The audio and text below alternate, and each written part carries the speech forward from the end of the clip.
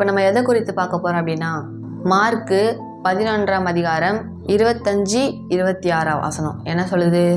அல்லாமலும் பரமண்டலங்களில் இருக்கிற உங்கள் பிதா உங்கள் தப்பிதங்களை மன்னிக்கும்படிக்கு நீங்கள் ஜெபம் பண்ண எழுந்து நிற்கும் பொழுது ஒருவன் மேல் உங்களுக்கு குறை உண்டானால் மன்னித்து கொள்ளுங்கள். நீங்கள் மன்னியாதிருப்பீர்களானார் பரமண்டலங்களில் இருக்கிற உங்கள் பிதாவும் உங்கள் தப்பிதங்களை மன்னியாதிருப்பார் என்றார்.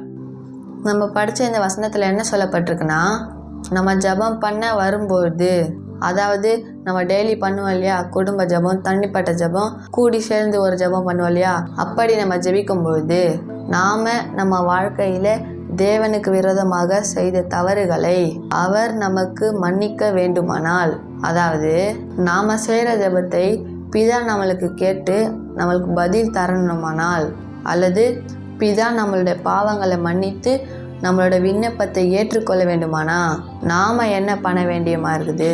நமக்கு விரோதமா ஒருத்தன் ஒரு குற்றத்தை செய்திருப்பானே ஆனால், நமக்கு ஒரு தீங்கை யாராச்சும் ஒருத்தர் செய்திருப்பாங்களே ஆனால், நாமும் நமக்கு விரோதமாய் குற்றம் செய்தவர்களை, நமக்கு விரோதமாக தீங்கு நினைத்தவர்களை அந்த ஜெபிக்கிற அந்த நேரத்துல அவர்கள் மேல் நமக்குள்ள கோபத்தையோ அல்லது கசப்பையோ நாம் நீக்கி அவர்களை மன்னிக்க வேண்டும் என்று கர்த்தர் சொல்கிறாரு. ஒருவேளை நம்ம மன்னிக்காம அந்த கசப்போடு இருந்து பிதாவை நோக்கி நம்ம ஜெபத்தை ஏறெடுப்போமே ஆனால், பிதாவானவர் நம்ம செய்த நம்ம பாவங்களை தவறுகளை நமக்கு மன்னியாதிருப்பார் என்று சொல்லப்பட்டிருக்கு.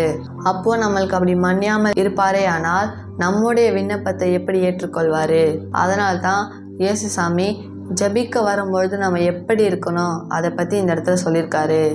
அப்போ நம்ம இதோட முக்கியத்துவத்தை எப்படிப்பட்ட நிலையில் புரிந்து கொண்டிருக்கிறோம்?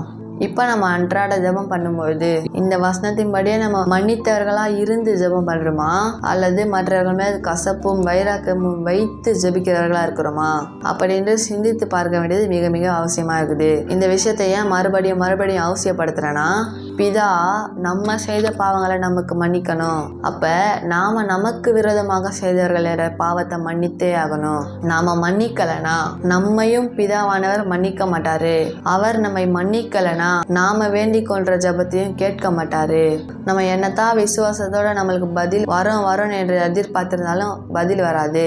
ஆனா அவர் சொன்ன வார்த்தையின்படி நம்ம மற்றவர்களை மன்னித்து அதன் பிறகு நாம ஜெபிப்போமையானால் 24ஆம் வசனத்துல சொல்லப்பட்டபடியே நாம மற்றவர்களை மன்னித்தவர்களா இருந்து அதன் பிறகு ஜெபத்தை ஏறெடுத்து பின்பு அவர் நம்மளுக்கு பதிலளிப்பார் என்று விசுவாசிக்கும் பொழுது அவைகளை நாம் பெற்றுக்கொள்ளுவோம் என்பதை இந்த வார்த்தைகள்ல வசனங்களை நம்ம அறிந்து கொள்ளலாம்.